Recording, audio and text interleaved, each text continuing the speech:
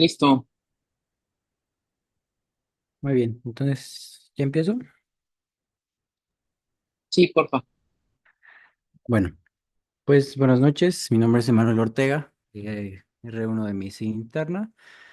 Voy a dar la sesión hoy de lesión renal aguda y la clase me ayudó a prepararla, a coordinarla el doctor Jason R3 de Medicina Interna. Ay, Bueno, podemos definir la lesión renal aguda como la alteración en la función renal que genera un incremento rápido de la creatinina sérica y o disminución del gasto urinario. A partir del 2022 se establecieron criterios claros y una definición clara para definir a los pacientes que tenían lesión renal aguda. Esta primera clasificación de Rifle o Rifle pues, definía la lesión renal aguda como la elevación mayor o igual a 1.5 veces la creatinina basal dentro de 7 días o una disminución en la tasa de filtrado glomerular mayor al 25%. Sin embargo, en estados donde la creatinina no es estable, la tasa de filtrado glomerular no es un marcador preciso de la función renal, por lo que posteriormente, en el 2007, otro grupo de expertos, Akin, definió o estableció nuevos criterios, igualmente con elevación de 1.5 a 2 veces la creatinina basal o una elevación de creatinina mayor o igual a 0.3 miligramos por decilitro en 48 horas. Finalmente, la definición más actual se estableció en el 2012 por Cadigo, en la cual definen la lesión renal aguda como una elevación de la creatinina 1.5 a 1.9 veces la creatinina basal o una elevación de 0.3 miligramos sobre decilitro de la creatinina en 48 horas. Y es importante mencionar que en todas las definiciones, el valor o el gasto urinario o la disminución en el gasto urinario por debajo de 0.5 mililitros por kilo por hora durante 6 horas también define la lesión renal aguda. Es importante recalcar que no es necesario que estén presentes todos los criterios eh, que se establecen. Podemos definir lesión renal aguda ya sea por la presencia o la disminución de la uresis o por el valor de la creatinina. Una vez que se detecta un paciente con lesión renal aguda, es importante categorizarla ya que pues estadificamos la severidad de la lesión. En la última clasificación de Cádigo, pues tiene tres niveles de severidad. La categoría uno es un incremento de 1.5 a 1.9 veces la creatinina basal o elevación mayor o igual a 0.3 miligramos sobre decilitro de creatinina y una disminución de 0.5 o menos mililitros por kilo por hora durante 6 a 12 horas del gasto urinario. La categoría 2 es una elevación de 2 a 2.9 veces la creatinina sérica basal y una disminución del gasto urinario a este mismo volumen, pero por más de 12 horas. La categoría 3 finalmente, es una elevación 3 veces de la creatinina basal o una creatinina sérica mayor o igual a 4 miligramos sobre decilitro o que se requiera el inicio de la terapia de reemplazo hormonal, perdón, de reemplazo renal. Y finalmente, también el gasto urinario ya por debajo de 0.3 mililitros kilo hora durante 24 horas o más, o anuria por 12 horas o más. Es importante mencionar que la lesión renal aguda es parte de un espectro de trastornos de la función renal que incluyen la enfermedad renal aguda y la enfermedad renal crónica. Los pacientes con enfermedad renal aguda, la lesión renal aguda, perdón, se incluye dentro de la enfermedad renal aguda. Todos estos pacientes tienen mayor riesgo de desarrollar enfermedad renal crónica si no se valoran, si no se evalúan factores de riesgo que tengan antes o durante el desarrollo de cualquiera de estos estadios de enfermedad renal. La lesión renal aguda se define como con los criterios que mencionamos previamente y que dura menos de 7 días. No es necesario tener evidencia de alguna alteración estructural para definir la lesión renal aguda. Sin embargo, si una alteración en la función renal dura más de 7 días y menos, y 3 meses o menos, podemos definirla como una enfermedad renal aguda, ya sea por los criterios de lesión renal aguda, una disminución de la tasa de filtrado glomerular por debajo de 70 o una disminución más de 35% en la basal o incremento en la creatinina sérica más de 50% de la basal. Además de que pueden existir marcadores de daño renal como son albuminuria, hematuria, piuria, marcadores de daño estructural. Y finalmente tenemos a la enfermedad renal crónica, que es la que está presente por más de 3 meses y bueno, caracterizada por una disminución de la tasa del filtrado glomerular, además de marcadores de daño renal estructural, ¿no? Y bueno, lo importante aquí es saber que mientras mayor sea la categoría de lesión renal aguda, tenemos mayor riesgo de progresar a enfermedad renal aguda y enfermedad renal crónica. Es por eso que es importante, incluso en los pacientes con lesión renal aguda que tienen una recuperación de la función renal dentro de los primeros 7 días, mantener un seguimiento y evaluar alteraciones estructurales que pudieran incrementar el riesgo de desarrollar enfermedad renal aguda y enfermedad renal crónica. Los fenotipos de la enfermedad, de la lesión renal aguda, pues son diversos y dependen mucho de las causas. La lesión renal aguda no es en sí una enfermedad, sino es un trastorno que se genera a partir de otras alteraciones. Es por eso que no tiene una manifestación específica y tampoco hay un fenotipo particular de la lesión renal aguda. Tenemos el fenotipo que, pues, eh, tiene la lesión inicial, sin embargo, recupera completamente la lesión renal, la función renal. Tenemos fenotipos que, pues, progresan más profundamente en la lesión renal a una lesión renal aguda de estadio 2 o estadio 3 y que recuperan en diferente grado la funcionalidad, ya sea que continúen con enfermedad renal aguda o posterior a la enfermedad renal aguda tengan periodos prolongados sin alteraciones. Sin embargo, es importante mencionar que la recuperación menor a los 7 días o mientras más rápida sea la recuperación, mejor es el pronóstico que tiene el paciente. Una recuperación en menos de 7 días tiene una sobrevida de un año mayor del 90%. Sin embargo, la recurrencia o una lesión renal sin recuperación incrementa significativamente la mortalidad. Además, recientemente pues, han surgido marcadores que no solamente detectan el momento en el que se desarrolla la lesión renal aguda, sino que pueden detectar estados de estrés o estados iniciales de daño de las células.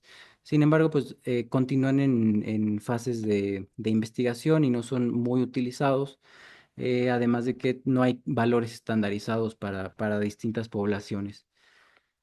Mm, y bueno, la lesión renal aguda, como hemos visto, al menos los compañeros R1 durante este mes, pues sí es extremadamente frecuente en los pacientes que vemos. Eh, se reporta que está presente entre el 10, 15, hasta el 20% de los pacientes hospitalizados y hasta más del 50% de los pacientes en unidad de cuidados intensivos.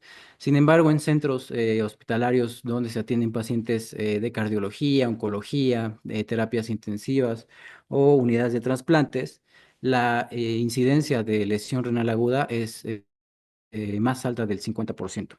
Y como les comentaba previamente, la lesión renal aguda no es en sí una enfermedad, está relacionada con alguna enfermedad subyacente que genera alteraciones que condicionan la lesión renal aguda. Sin embargo, la lesión renal también es un factor pronóstico y determinante del desenlace de la enfermedad que causó la lesión. generalmente cuando se asocia una enfermedad a lesión renal aguda, incrementa la mortalidad. En el choque séptico asociado a lesión renal aguda, la mortalidad puede incrementar de 3 a 5 veces a 60 días. Y una lesión renal aguda que dura más 48 horas o más tiene mayor riesgo de progresar a enfermedad renal aguda, enfermedad renal crónica y tiene mayor mortalidad. Y esto también está relacionado directamente con los estadios, la clasificación de la lesión renal aguda. Como vemos, a mayor estadio de la lesión renal, hay un incremento en la mortalidad. Esto independientemente de la clasificación que se utilice para estadificar a la lesión renal aguda.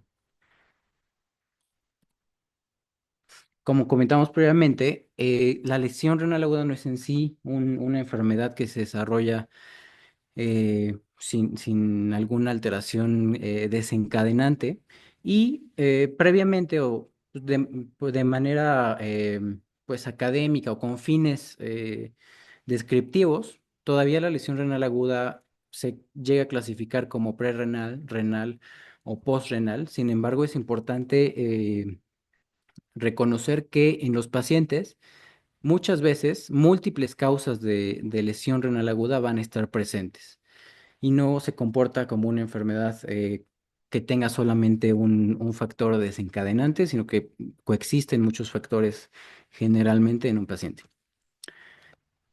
Como la lesión renal aguda no tiene o no es una enfermedad particular y depende mucho de los desencadenantes, pues no tiene un cuadro clínico característico. Sin embargo, es importante reconocer el cuadro clínico de las complicaciones que puede tener la lesión renal aguda asociados a otros síntomas o signos que pueda tener la enfermedad de base.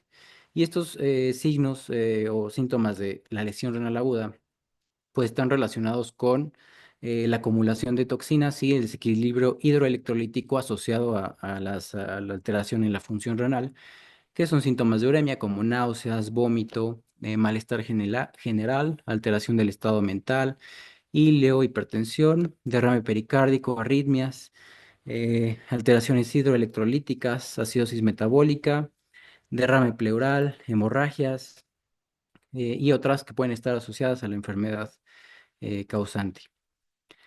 En cuanto al determinar la etiología de la función renal, es importante pues, detectar algunas alteraciones que se pueden corregir de manera rápida y que pueden disminuir el riesgo significativamente de tener una lesión estructural a largo plazo. Alteraciones como la hipoperfusión, la obstrucción del retorno venoso u obstrucción de vías urinarias que se puedan corregir rápidamente. Es importante corregirlas porque mientras más temprano se corrijan, hay menor riesgo de daño estructural. Y aquí es donde se pueden usar algunos marcadores de lesión celular, eh, incluso antes de la elevación de la creatinina o la disminución del gasto urinario. Y como les comentaba, pues son moléculas que se producen o se expresan en las células epiteliales o en el tejido renal asociadas a estrés, a daño o alteraciones en la función. Sin embargo, la única de estas que está siendo ya comercializada son estas, que es la TIMP2 y ILG-FBP7. Sin embargo, como les comentaba, no están todavía estandarizadas para todas las poblaciones y pues su uso no es muy generalizado aún. Bien, ahora para comentar o abordar todavía un poco la lesión renal eh, pues de una manera pues más que se entienda un poquito mejor. Sí podemos abordarla justo como les comentaba en prerrenal, renal y postrenal, a pesar de que muchas veces coexisten estas. La prerrenal que también pues se puede ya conocer como hemodinámica porque no solamente está asociada a la circulación previa o antes de su paso por el riñón, pues es esta lesión renal hemodinámica está asociada a una disminución en la perfusión renal y esta causa entre el 40 y hasta el 80% de los casos de lesión renal aguda. La perfusión renal está determinada por la tensión arterial media y el flujo sanguíneo renal. Y este flujo sanguíneo renal está determinada no solo por la permeabilidad de las arterias renales, sino también por la presión venosa de salida del riñón. Entonces, alteraciones eh, en el retorno venoso o la congestión venosa también nos pueden causar em, alteraciones en la perfusión renal.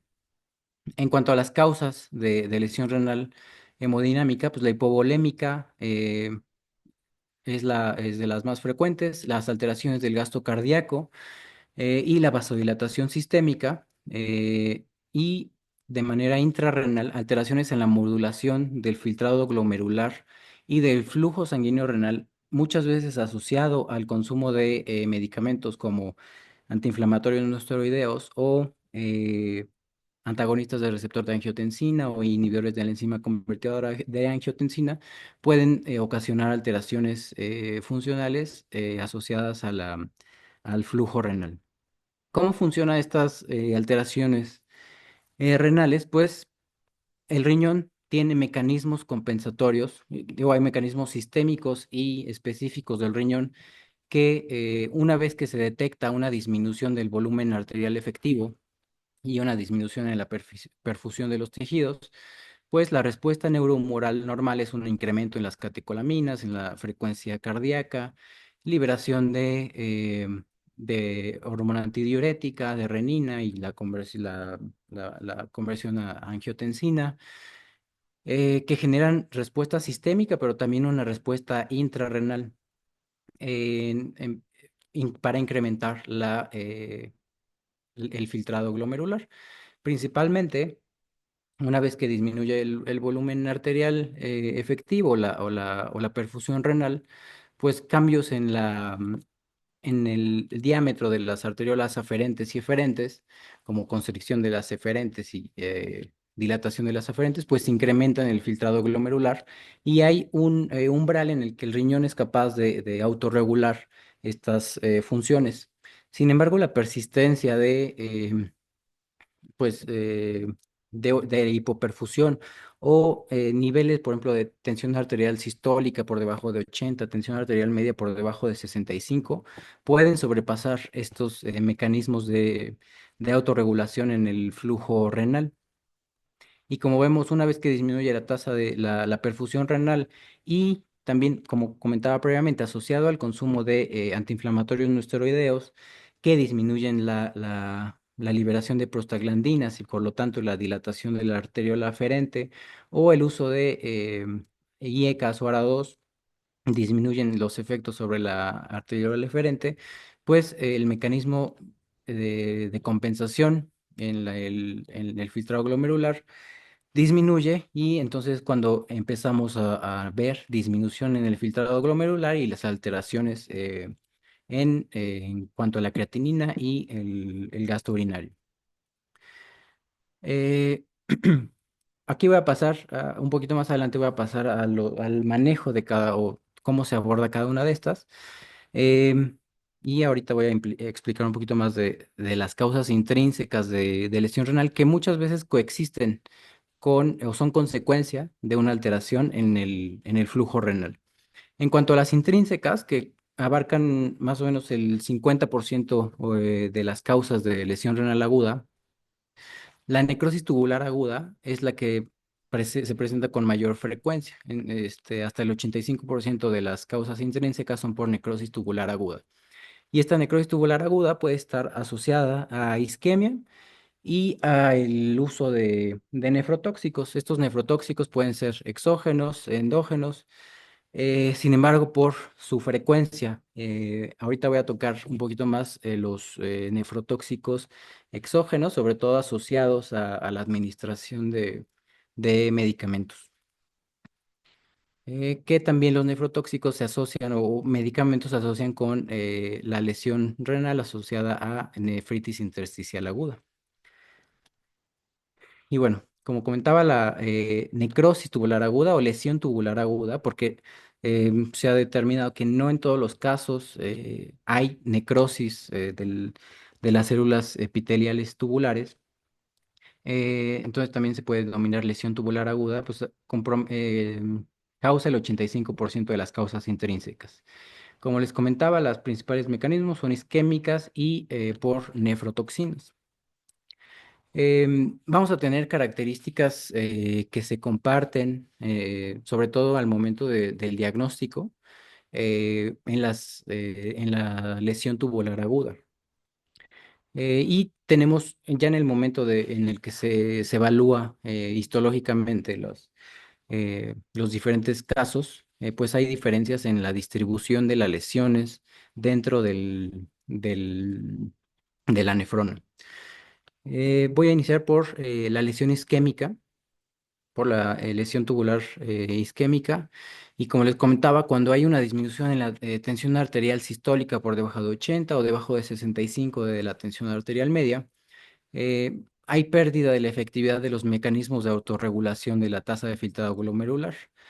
Péptidos vasoactivos que incrementan, como la angiotensina 2, endothelina 1, adenosina, tromboxano A2, prostaglandina H2 y leucotrienos C4 y D4, causan o pueden propagar o perpetuar una disminución en la tasa de filtrado glomerular. eh, Porque, o sea, a partir de esta disminución en el flujo, al intentar incrementar la presión glomerular, disminuye la presión el flujo renal y entonces disminuye la tasa de filtrado glomerular. También esta disminución en la tasa de filtrado glomerular se ha encontrado que puede ser proteger un poco en estadios iniciales de la lesión y de la hipoxia, porque al disminuir la tasa de filtrado glomerular, disminuye la reabsorción dentro de los túbulos, entonces disminuye el consumo de oxígeno y de energía por parte de las células tubulares renales, entonces no se genera la lesión tan rápidamente. Sin embargo, la depresión de ATP asociada a la disminución en el flujo incrementa la presencia de especies reactivas de oxígeno, causa disfunción mitocondrial, inflamación, y esto se asocia a muerte celular, no solamente por necrosis, sino también apoptosis, piroptosis, ferroptosis y alteraciones en el citoesqueleto. Eh, Estas alteraciones en el citoesqueleto, incluso cuando las células todavía son viables, causan desprendimiento de las células epiteliales de la membrana basal y que éstas se acumulen en los túbulos renales. Eh, Estas células epiteliales, posteriormente, se agregan o se aglutinan dentro de la proteína de TAM-Horsfall, una proteína que es producida en sitios distales de la nefrona, y son los característicos cilindros que buscamos al momento de evaluar el sedimento urinario cuando sospechamos la presencia de una lesión tubular eh, o una necrosis tubular aguda. Y como de los mecanismos nefrotóxicos, como les comentaba, ahorita solo voy a profundizar un poquito más en pues, los fármacos que lo causan con mayor frecuencia, que los antibióticos son de los más frecuentes que se asocian a lesión tubular o o lesión renal aguda intrínseca. Primero tenemos a los aminoglucósidos. Los más frecuentes en causar lesión renal son la neomicina, la gentamicina, la tobramicina, y estos se causan el daño por necrosis tubular aguda porque se acumulan dentro de las células epiteliales por reabsorción y acumulación dentro de estas células. Además, pueden causar una contracción mesangial, disminuyendo la tasa de filtrado glomerular. La presentación de esta lesión renal aguda generalmente se da 5 a 7 días tras la exposición a aminoglucósidos. Otros antibióticos son los glucopéptidos, la vancomicina. El mecanismo por el que causa lesión renal es por igual necrosis tubular aguda o nefritis intersticial aguda, ya sea por acumulación en el parénquima, eh, o acumulación dentro de los túbulos y acumulación y obstrucción tubular en forma no cristalizada. Esta presentación de lesión renal se da 4 a 17 días tras la exposición a vancomicina y su combinación con piperacilina y tazobactam se asocia a lesión renal aguda en el 15 al 35% de los pacientes que reciben estos dos antibióticos. Los beta-lactámicos, principalmente penicilinas y cefalosporinas, dentro de las cefalosporinas principalmente de primera generación, y de las penicilinas, la oxacilina y meticilina, causan su daño por nefritis intersticial. La nefritis intersticial es una reacción de hipersensibilidad mediada por linfocitos T. em, que generalmente o más frecuentemente está asociada a medicamentos. Esta nefritis intersticial se presenta de 8 a 10 días tras la exposición y las características es piuria, hematuria y proteinuria. Otros frecuentemente utilizados, trimethoprim con sulfametoxazol. El trimetoprim se dice que es un pseudo-nefrotóxico. Incrementa la creatinina el trimetoprim, pero asociado a que compite con la canales de secreción de creatinina, canal de secreción aniónico 2. Sin embargo, el sulfametoxazol sí causa una nefritis intersticial más obstrucción tubular por precipitación y formación de cristales dentro del túbulo. La principal presentación es 7 días tras la exposición. Las polimixinas como la colistina se asocian con una necrosis tubular aguda, se presentan 5 a 7 días tras la exposición y se asocian o hay incremento en el riesgo de presentarlo cuando las dosis son mayores a 5 miligramos por kilogramo a mayor edad y con antecedente de enfermedad renal crónica o el uso concomitante de otros nefrotóxicos como vancomicina o algún otro antibiótico. Las tetraciclinas, la tetraciclina y en menor frecuencia la aminociclina o doxiciclina se asocian con daño en el túbulo contorneado proximal, hipocalemia, fosfaturia y glucosuria y se presentan generalmente una semana tras la exposición. Las fluoroquinolonas también se pueden asociar, principalmente ciprofloxacino, levofloxacino, moxifloxacino. El daño está principalmente causado por nefritis intersticial y cristalización y cristaluria, la sedimentación o la precipitación dentro de los túbulos renales.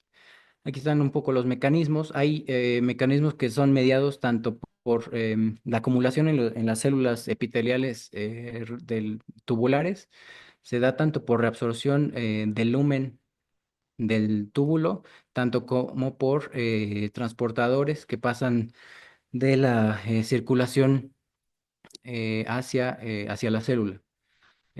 Como comentaba, la vancomicina incrementa las especies reactivas de oxígeno y generan apoptosis. Los aminoglucósidos se asocian con disfunción mitocondrial. Las tetraciclinas inhiben la síntesis de proteínas por ribosomas de las células epiteliales. La colistina causa daño en la membrana y disfunción mitocondrial. Aquí la elevación de la creatinina asociada a la competencia con el trimetoprim.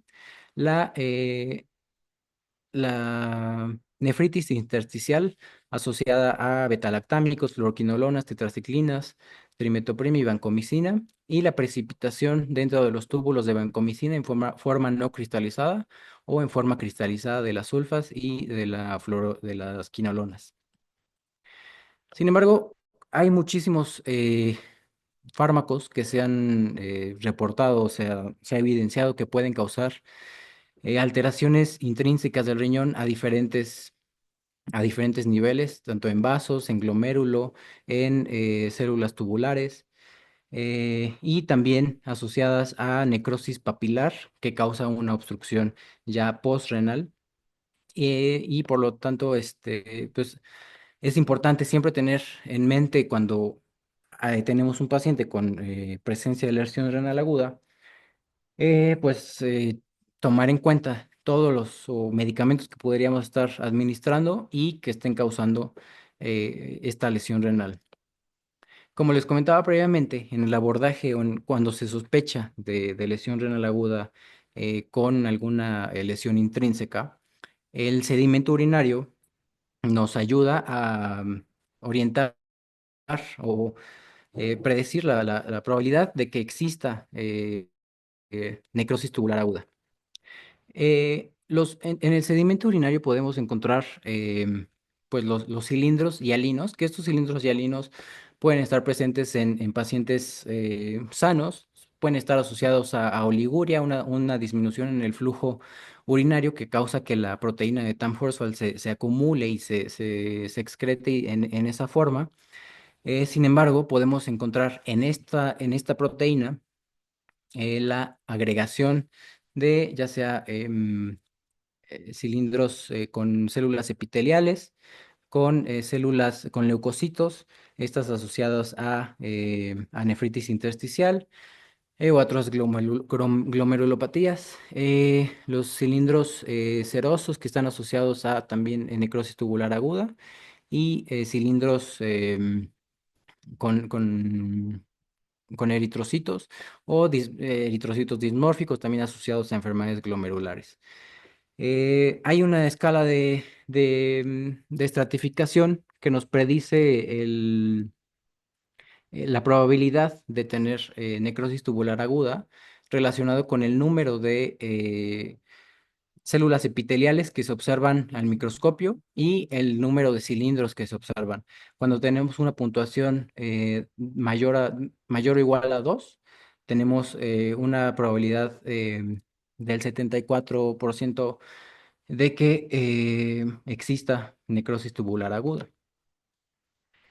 Ahora, para evaluar, otro método para evaluar si hay pues integridad tubular.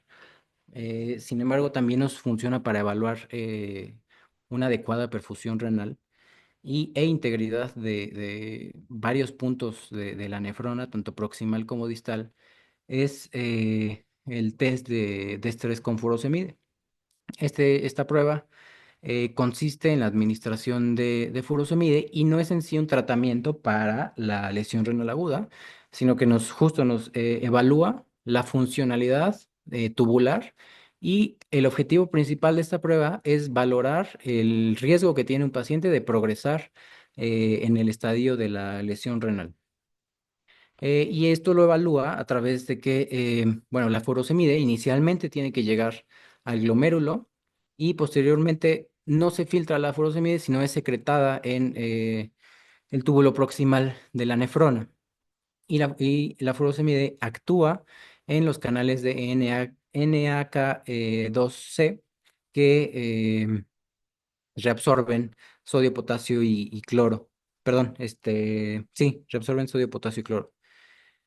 Entonces, la prueba consiste en administración de 1 a 1,5 miligramos, dependiendo si el paciente ha estado expuesto a furosemide o no, 1 miligramo por kilogramo o 1,5 miligramos por kilogramo si el paciente ya ha usado anteriormente furosemide.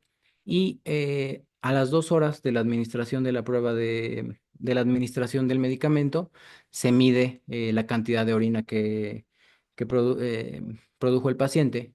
Una prueba positiva es cuando produce más de 200 mililitros después de 2 horas. Si produce menos de 200 mililitros después de 2 horas, tiene mayor riesgo de progresar tanto en el estadio de la lesión renal aguda y también incrementa o tiene mayor probabilidad de llegar a la terapia de reemplazo renal, perdón. Finalmente, tenemos las causas postrenales, que son las obstrucciones de vías urinarias. Para que una lesión renal aguda se presente, pues tiene que haber obstrucción en cualquier punto de la vía urinaria y además que afecte ambos riñones o puede afectar a uno, sin embargo, eh, si el otro está severamente con función disminuida o hay antecedentes de enfermedad renal crónica, pues se puede manifestar la lesión renal aguda con la obstrucción de solamente un riñón.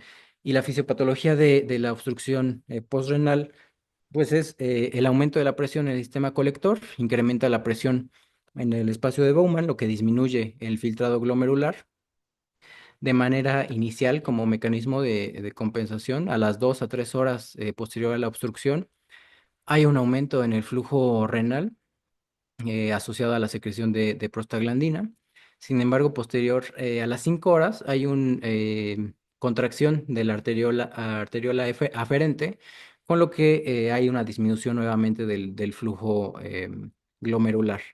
A las 24 horas de obstrucción hay disminución del flujo por acción de la angiotensina y tromboxano A2 que causan contracción tanto de la arteriola aferente y eferente.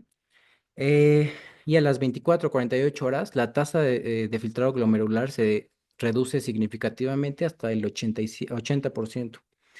Esta disminución en el flujo renal causa inflamación, liberación de citocinas proinflamatorias, lesión asociada a la inflamación con apoptosis de células tubulares, deposición de proteínas de matriz extracelular. Eh, en cuanto a lo que podemos determinar o al momento de evaluar las causas, podemos encontrar que inicialmente en las etapas tempranas de la obstrucción hay un incremento en la reabsorción de sodio y agua, por lo que estos se encuentran disminuidos en la orina. Sin embargo, en las fases tardías ya no hay reabsorción de sodio, potasio, agua, calcio, magnesio, por lo que estos se encuentran más abundantes en la orina. La disminución de la síntesis de amonio, de excreción de potasio, de hidrogeniones y de amonio causan acidosis metabólica y esta finalmente causan una lesión tubular con destrucción cortical y fibrosis intersticial. La desobstrucción generalmente causa una eliminación masiva de agua y solutos, tanto por la pérdida de las funciones de reabsorción de los túbulos como la acumulación excesiva de solutos en la sangre. Y como les comentaba, pues también tanto las alteraciones pre y postrenales generalmente están relacionadas con o pueden relacionarse con el desarrollo de un daño intrínseco en el riñón.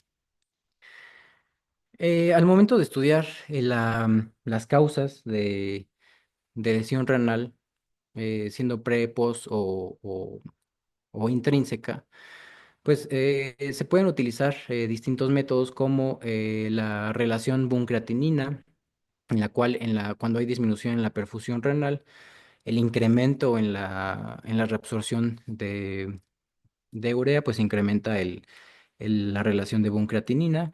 Como les comentaba también, en las fases iniciales de la obstrucción de vías urinarias puede haber un Bunn-creatinina mayor a 20. Y cuando hay alteraciones intrínsecas del riñón, el boom creatinina puede estar disminuido. En cuanto al sodio urinario, cuando la función está conservada y hay una lesión prerrenal, pues igual hay reabsorción de sodio con un FeNA menor a 1 y una osmolaridad urinaria mayor a 500 por mayor concentración de los solutos en la orina. Eh, Como podemos ver, si no hay lesión intrínseca renal, solemos encontrar un sedimento benigno con cilindros hialinos asociados a la oligourea, a la oliguria. Sin embargo, con la obstrucción renal de vías urinarias es muy variable dependiendo de los estadios en los que se encuentre la obstrucción.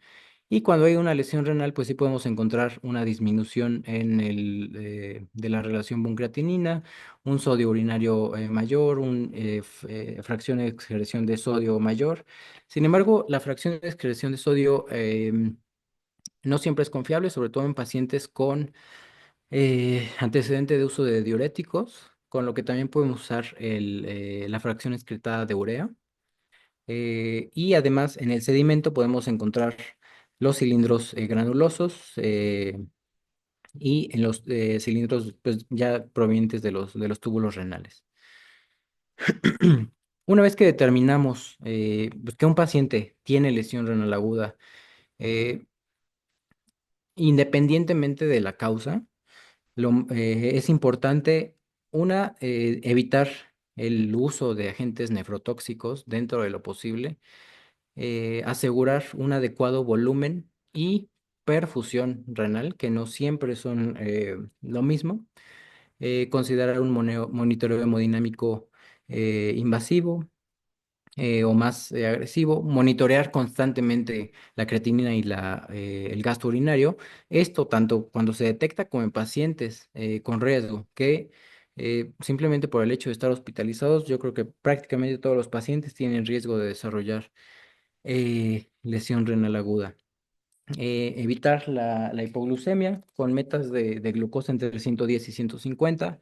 Y en el caso de estudios de contraste, pues pues recientemente ya se utilizan opciones con menor osmolaridad, se están menos asociadas a lesión renal. Sin embargo, también evitar dentro de lo posible. Eh, Importante también que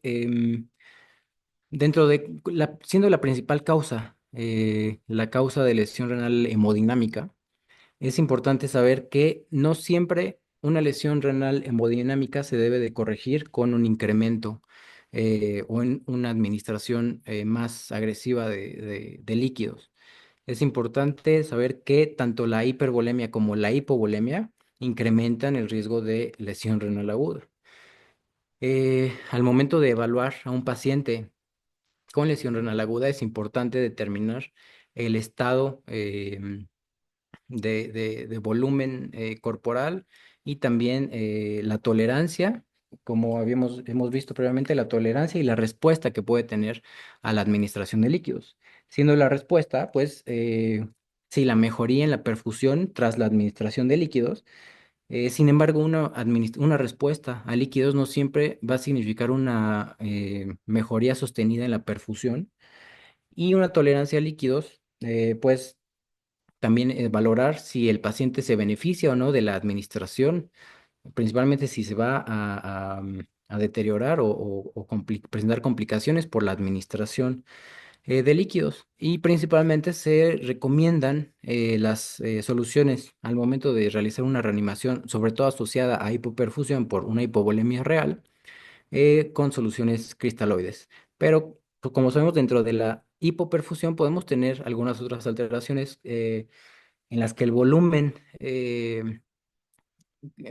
sanguíneo es mayor, como en la insuficiencia cardíaca o en la cirrosis. Y en esos casos, a pesar de que pueda un paciente parecer que no hay perfusión adecuada, no se beneficiaría de líquidos. Em, Importante también durante la evaluación de la lesión renal aguda, justamente como les comentaba, valorar primero si hay alguna causa intrínseca u obstructiva. Valorar el gasto cardíaco. Si tenemos un gasto cardíaco bajo que pueda responder a líquidos, valorar qué tanta tolerancia va a tener a líquidos. Si los líquidos administrados tienen mayor riesgo que beneficio, e incluso en los pacientes que se consideran que pueden tener buena tolerancia y buena respuesta a líquidos, existen riesgos, sobre todo asociados a estados inflamatorios, por ejemplo, en la sepsis, en la que los líquidos que se administran pueden, pues, no permanecer dentro del espacio intravascular asociado a las alteraciones inflamatorias. Entonces, en la lesión renal aguda, el manejo depende mucho de la causa de la lesión. Una vez que corrijamos la causa, la lesión renal aguda, pues debe de, de mejorar, pero si no se corrige la causa y sospechamos que tiene hipoperfusión o puede tener hipoperfusión, pero no valoramos si es causa asociada a insuficiencia hepática, insuficiencia cardíaca, disminución en las resistencias vasculares periféricas o incrementos en la presión intraabdominal, pues sin importar cuántos líquidos administren, la perfusión renal nunca va a ser adecuada. Entonces, siempre hay que preguntarnos si tolera líquidos, si tendría una respuesta adecuada a líquidos y si este beneficio será sostenido si le mantenemos los líquidos. Como vemos aquí, prácticamente solamente en los casos de hipovolemia verdadera es asociado a pérdidas gastrointestinales o renales o sangrado. Podemos tener un beneficio sostenido y el riesgo es mucho menor que el beneficio. Sin embargo, en distintas enfermedades como la sepsis, también pancreatitis que causan una respuesta inflamatoria con pues disminución de las resistencias vasculares periféricas. Eh, los beneficios en algunos casos pueden ser menos visibles o menos evidentes que los riesgos, entonces siempre hay que valorar em, pues qué tanto se beneficia, si va a tolerar, si va a responder a líquidos, principalmente en causas con gasto cardíaco disminuido, y si va a tolerar líquidos, si con esos líquidos no se les va a causar más complicaciones que beneficios. ¿No? Y bueno, finalmente, pues tenemos las indicaciones de terapia de reemplazo hormonal en las que propiamente por la lesión renal aguda y por las alteraciones hidroelectrolíticas que nos genera la lesión renal aguda, pues se generan complicaciones en el paciente. Tenemos indicaciones de urgencia y no urgencia. Las de urgencia pues son una hipercalemia severa refractaria, una acidosis metabólica refractaria, edema pulmonar, pericarditis, hemorragia, encefalopatía urémica, estos asociados a la acumulación de de urea. Y también tenemos las indicaciones no urgentes, que clásicamente son una lesión renal aguda persistente con un BUN mayor a 112 miligramos por decilitro y oliguria o anuria que persiste por 72 horas o más. Bueno, hay también actualmente pues ha habido distintos ensayos que evalúan el beneficio de iniciar la terapia de reemplazo renal con estos criterios clásicos o iniciarla de manera temprana eh, con evoluciones menores de 12 horas sin que el paciente llegue a un estadio 3, incluso en estadio 2 con niveles de creatinina por debajo de 4. Sin embargo, estos estudios pues, han tenido algunos resultados encontrados y en general no han encontrado una mejoría, una disminución en la mortalidad, que es en varios estudios el principal objetivo. En algunos sí se ha encontrado que puede disminuir la estancia intrahospitalaria o la estancia en terapia intensiva. Sin embargo, también el inicio temprano de la terapia de reemplazo hormonal, pues puede incrementar el riesgo de presentar complicaciones.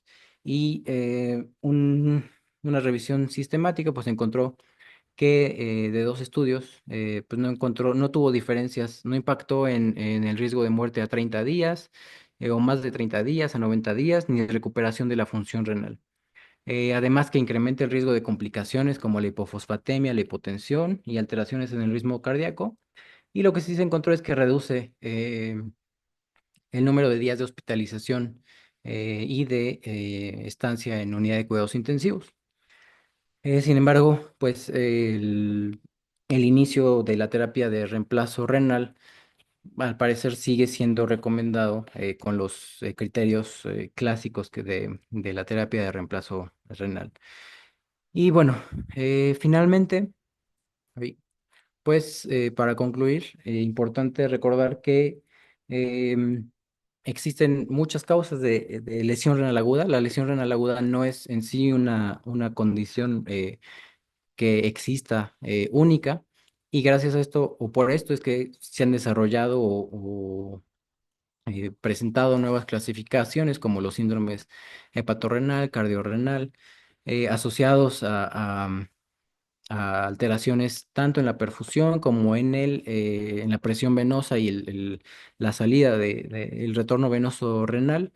Y pues tomar en cuenta que pues en los pacientes que atendemos, que ya por sí tienen alteraciones que pueden condicionarles lesión renal por mecanismos hemodinámicos o prerrenales, hay que tener cuidado y estar siempre atentos a la utilización y la administración de pues medicamentos y medidas que puedan incrementar el riesgo de lesión renal aguda.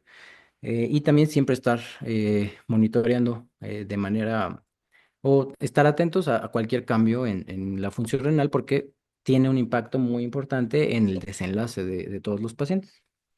Y bueno, sería todo.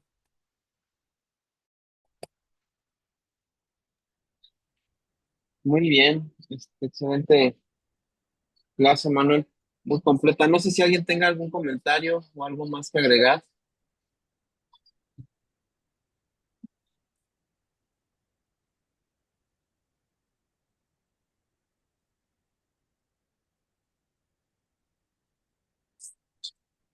Bueno, pues parece que no.